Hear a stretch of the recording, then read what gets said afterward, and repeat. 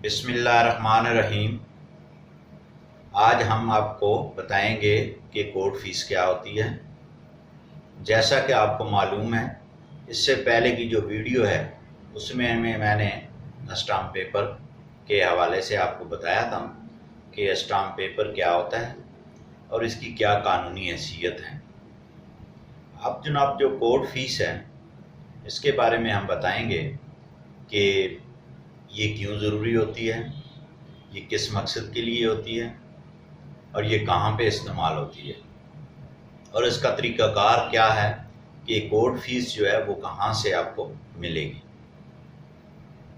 जो finance act है पाकिस्तान का, उसके मुताबिक गवर्नमेंट ऑफ पाकिस्तान ने एक शेड्यूल चार्ट दिया हुआ है जिसमें ये कहा गया है कि ये जो इतनी फ़ीस होगी, और इसके लिए एक अलग एक्ट भी है, valuation and court fees act भी है। तो उसमें यह है कि इतनी मालियत का जो केस अगर कोई शख्स करता है तो किस हद तक छूट है और उसके बाद जो है वो कितनी जो है फ़ीस जो है सरकारी वो अदालत में जमा करवाई जाएगी।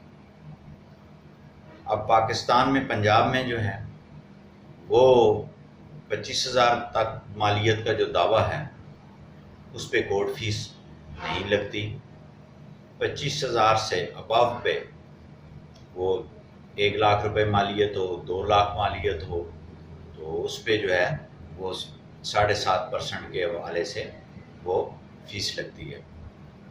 और अमूमन जो है वो जो 2 लाख तक 15,000 रुपये है और 2 लाख से कम जो है वो इसी तरह 7.5% के हिसाब से वो कैलकुलेट की जाती है। और 2 लाख से अबव जो है 3 लाख है, 4 लाख है, 5 लाख है, 10 लाख है, इवन के 1 करोड़ है, तो उस पर जो ये सेम एक ही फ़ीस लगेगी 15,000 रुपये।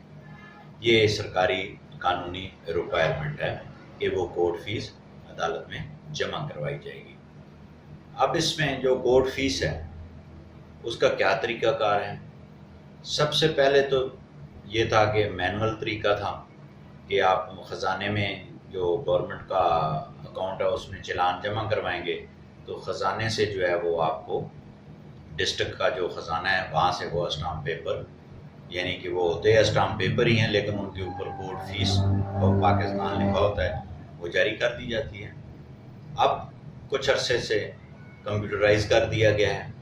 जो बैंक है पंजाब, उसको ये इख्तियार दे दिया गया है कि वहीं पे उसकी अकाउंट में पैसे जमा हो जाएंगे और उसके बाद जो है वो बैंक जो है वो वहीं से जो है stamp paper serial number wise जो है वो जारी करता है कोर्ट फीस के। और वो जो कोर्ट फीस है वो ला के जो जिस शख्स ने जो मुकदमा दायर किया हुआ है, दीवानी दावा जो दायर किया हुआ है, उसमें अदालत में वो कोर्ट फीस पेश कर दी जाती है कि ये इतनी का जो कोर्ट ने हमें आर्डर किया है या हमने इतनी इसकी वैल्यू असेस की है, उसके मुताबिक इसकी सरकारी जो कोर्ट फीस है वो इतनी बनती है, वो हमने जमा करवा दी है और ये अदालत में हम पेश कर रहे हैं। एक तो तरीका ये है। दूसरा तरीका ये है कि दावा करने से कबल ही आदमी ने तशख़ीस कर ली, असेस कर लिया हमने कि ये प्रॉपर्टी इसकी वैल्यू इतनी है, तो उस हिसाब से जो है वो कोर्ट फीस बैंक से डायरेक्ट जारी करवा के उसी के ऊपर जो है आपने दावा लिख लेना है। दावा लिखा जाता है, यानी कि उर्दू में तो वो दावा कहते हैं, तो इंग्लिश में सूट कहते हैं।